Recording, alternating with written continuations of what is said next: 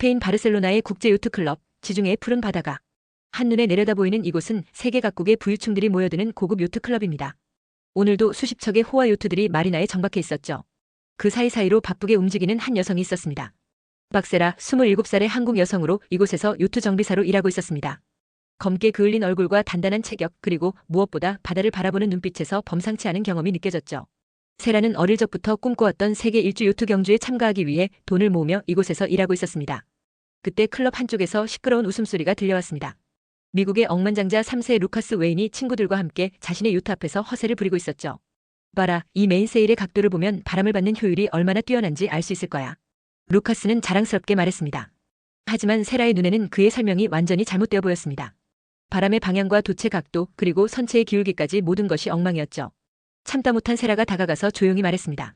죄송하지만 그 각도로는 바람을 제대로 받을 수 없을 것 같은데요. 루카스와 그의 친구들이 일제히 세라를 쳐다봤습니다. 아시아 여성의, 더군다나 정비사 작업복을 입은 세라를 보며 비웃음을 터뜨렸죠. 아, 정비사 아가씨가 항해 수업을 해주시겠다는 건가요? 루카스의 말에 주변 사람들이 킥킥거렸습니다. 세라의 얼굴이 붉어졌지만 여전히 침착함을 유지했습니다. 그냥 도움이 될까 해서 말씀드린 거예요. 그러자 루카스가 갑자기 큰 소리로 말했습니다. 그럼 이렇게 하자. 당신이 그렇게 항해에 자신 있다면 나와 내기 항해 시합을 해보는 게 어때? 100만 유로 걸고 말이야. 주변이 순식간에 조용해졌습니다. 100만 유로라니 하나로 14억 원이 넘는 거액이었죠. 클럽의 분위기가 급격히 변했습니다. 사람들이 하나둘씩 모여들기 시작했고 누군가는 휴대폰을 꺼내 영상을 찍기 시작했죠.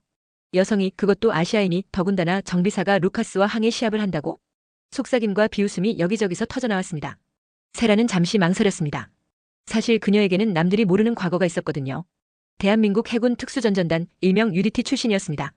바다 위에서든 바닷속에서든 어떤 극한 상황도 헤쳐나갈 수 있는 특수훈련을 받았죠.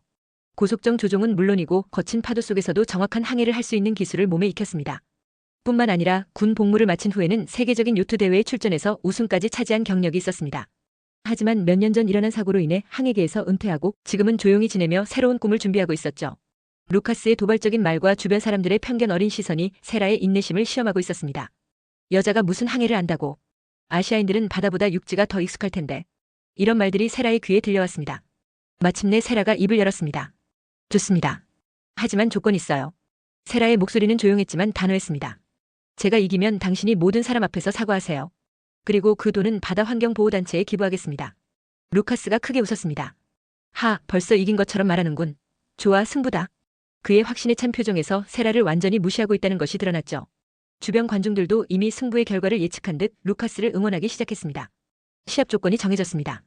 총 5회리 거리의 장애물 항해 코스를 지정된 시간 내에 통과하는 것이었죠. 코스에는 부표들이 설치되어 있고 각 부표를 정확한 순서로 돌아 꼬린 지점으로 들어와야 했습니다. 바람의 방향과 세기, 그리고 조류까지 모든 것을 계산해서 최적의 경로를 찾아야 하는 고난도 코스였습니다. 루카스는 자신의 최신식 요트를 끌고 나왔습니다. 길이가 12m에 달하는 호화로운 요트로 최첨단 항해 장비들이 가득했죠. GPS는 물론이고 자동 조타 장치, 바람 감지 센서까지 모든 것이 완벽했습니다. 이 정도면 프로 선수들도 부러워할 거야. 루카스가 자랑스럽게 말했습니다. 반면 세라가 선택한 요트는 클럽에서 대여해주는 평범한 8m짜리 세일링 요트였습니다. 화려한 장비는 없었지만 세라는 요트의 구석구석을 꼼꼼히 점검하기 시작했습니다. 도체 상태, 로프의 장력, 키의 반응까지 하나하나 확인했죠. 저런 구식 요트로 어떻게 이기려는 거야? 관중들이 수군거렸습니다. 하지만 세라의 표정은 여전히 침착했습니다. 바다 위에서는 화려한 장비보다 선수의 실력과 경험이 더 중요하다는 것을 누구보다 잘 알고 있었거든요. 시작 신호가 울렸습니다. 루카스의 요트가 화려한 기술을 선보이며 앞서 나갔습니다. 완벽한 출발과 함께 첫 번째 부표를 향해 질주했죠. 관중들의 환호성이 터져나왔습니다. 역시 루카스야. 저 스피드를 봐. 중간 기록을 확인한 심판이 놀란 표정으로 말했습니다. 매우 우수한 기록입니다. 하지만 세라의 요트는 이상하게도 느릿느릿 움직이고 있었습니다. 출발선을 지난 후에도 속도를 올리지 않고 마치 바다 위를 산책하는 것처럼 여유롭게 항해하고 있었죠. 관중들이 웅성거리기 시작했습니다. 뭐 저래? 포기한 건가? 역시 실력 차이가 너무 나네.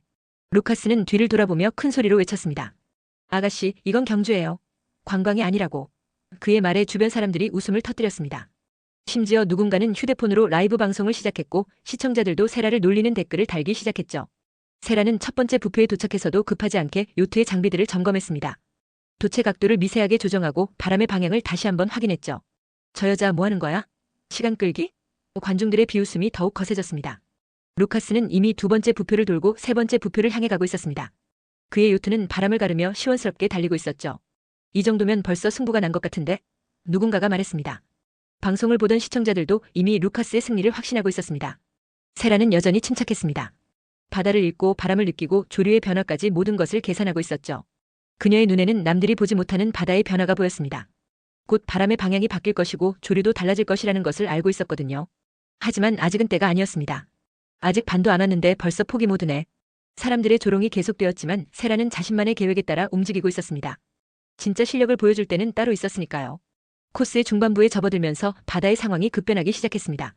바람이 강해지고 파도가 거칠어졌죠. 루카스의 요트가 갑자기 속도를 잃기 시작했습니다.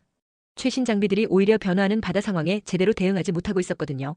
바로 그때 세라가 움직이기 시작했습니다. 마치 잠들어 있던 맹수가 깨어나는 것처럼 그녀의 요트가 갑자기 속도를 올리기 시작했죠. 거친 파도 속에서도 완벽한 밸런스를 유지하며 바람을 최대한 활용하는 모습이 마치 예술 작품 같았습니다.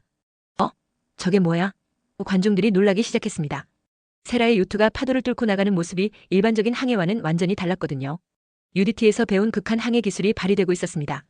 거친 바다에서도 흔들리지 않는 중심과 바람을 읽는 뛰어난 감각이 드러났죠. 세라는 네 번째 부표를 돌면서 루카스와의 거리를 급격히 좁히기 시작했습니다. 그녀의 요트는 마치 바다 위를 날아가는 것 같았죠. 파도의 리듬에 맞춰 요트를 조종하는 모습이 완전히 바다와 하나가 된 것 같았습니다. 믿을 수가 없어. 저 속도가 어떻게 가능하지? 심판들도 깜짝 놀랐습니다. 세라의 기록이 갑자기 급상승하고 있었거든요. 라이브 방송을 보던 시청자들도 댓글창이 폭발할 정도로 놀라며 응원하기 시작했습니다. 루카스는 뒤에서 따라오는 세라의 요트를 보고 당황했습니다. 어떻게 저런 속도가? 하지만 이미 때는 늦었습니다. 마지막 구간에서 세라가 루카스를 완전히 추월해버렸거든요. 고린 지점까지 남은 거리는 얼마 되지 않았습니다. 마지막 구간 세라의 요트가 루카스를 완전히 제치고 1등으로 골인했습니다. 관중들이 믿을 수 없다는 표정으로 바라봤죠. 아무도 예상하지 못했던 결과였습니다. 라이브 방송 시청자 수는 순식간에 수만 명으로 늘어났고 댓글들이 폭포수처럼 쏟아졌습니다. 한국 여성이 루카스를 이겼다. 믿을 수 없는 반전. 저 실력이 어디서 나온 거야? 사람들의 탄성이 클럽 전체에 울려 퍼졌습니다. 루카스는 2등으로 골인한 후 혼란스러운 표정을 지을 뿐이었죠. 시상식에서 100만 유로 수표를 건네받은 세라가 마이크를 잡았습니다. 이 돈은 받을 수 없습니다. 세라의 말에 모든 사람이 놀랐습니다. 바다는 돈으로 이기는 곳이 아닙니다.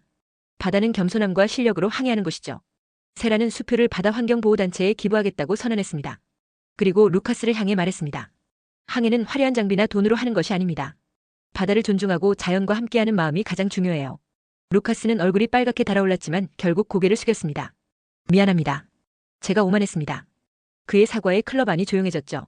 방금 전까지 세라를 무시했던 사람들도 이제는 그녀를 존경하는 눈빛으로 바라봤습니다. 세라는 조용히 마이크를 내려놓고 자신의 요트로 돌아갔습니다. 승리의 기쁨보다는 바다에서 느낀 자유로움이 더 소중했거든요. 하지만 이것은 시작에 불과했습니다. 그날 밤 세라의 항해 시합 영상이 인터넷을 강타했습니다. 유튜브, 인스타그램, 틱톡 등 모든 소셜미디어에서 화제가 되었죠. 한국 여성이 보여준 믿을 수 없는 항해 실력 편견을 깨뜨린 바다의 전사 같은 제목들이 넘쳐났습니다. 세계 각국의 언론들이 세라에게 인터뷰를 요청하기 시작했습니다. CNN에서는 아시아 여성이 보여준 해양 스포츠의 새로운 가능성이라는 제목으로 특집을 준비했고 BBC에서는 한국 해군 출신의 놀라운 항해 기술에 주목했습니다. 한국의 방송사들도 앞다퉈 세라와의 인터뷰를 요청했죠. 가장 화제가 된 것은 세라가 인터뷰에서 한 말이었습니다. 저는 대한민국 해군 UDT 출신입니다. 바다에서 받은 훈련과 경험이 오늘의 결과를 만들었어요. 한국 해군의 자부심을 세계에 알릴 수 있어서 영광입니다. 이 발언은 국내외에서 큰 반향을 일으켰습니다. 특히 한국에서는 바다에서 빛난 태극기, 세계가 주목한 한국의 해군력 같은 헤드라인들이 쏟아졌죠. 해군 관계자들도 세라의 활약을 자랑스럽게 생각한다는 성명을 발표했습니다. 유럽의 여러 요트클럽에서 세라에게 초청장을 보내왔습니다. 우리 클럽의 명예 회원이 되어달라, 젊은 선수들을 지도해달라는 요청들이 끊이지 않았죠.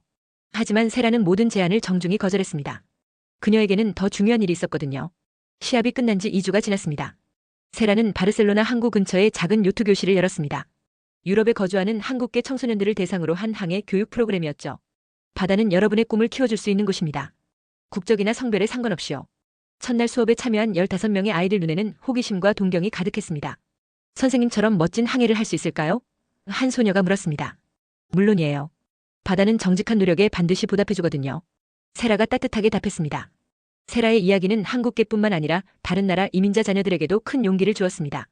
스페인계, 아프리카계, 동유럽계 아이들도 하나둘씩 수업에 참여하기 시작했죠. 세라는 모든 아이들을 차별 없이 가르쳤습니다. 항해에서 가장 중요한 것은 목적지에 정확히 도착하는 것이 아닙니다. 어느 날 수업에서 세라가 말했습니다. 진정한 항해란 바다를 통해 자신을 발견하고 그 경험으로 다른 사람들의 마음을 움직이는 것이에요. 아이들의 웃음소리가 바다로 퍼져나갔습니다. 세라는 바다를 바라보며 미소 지었죠. 100만 유로보다 훨씬 값진 것을 얻었다는 생각이 들었습니다. 편견과 싸워 이긴 승리보다도 꿈을 품은 아이들의 눈빛이 더욱 소중했거든요. 해가 지는 지중해 위로 요트들이 하나둘씩 떠나가고 있었습니다. 세라의 새로운 항해는 이제 막 시작되었습니다. 여러분, 편견을 깨트리고 꿈을 향해 나아가는 세라의 이야기는 어떠셨나요? 바다에서 펼쳐진 이 감동적인 역전 드라마가 마음에 드셨다면 좋아요 버튼을 눌러주시고 구독도 꼭 부탁드립니다. 여러분의 응원이 더 좋은 이야기를 만드는 힘이 됩니다.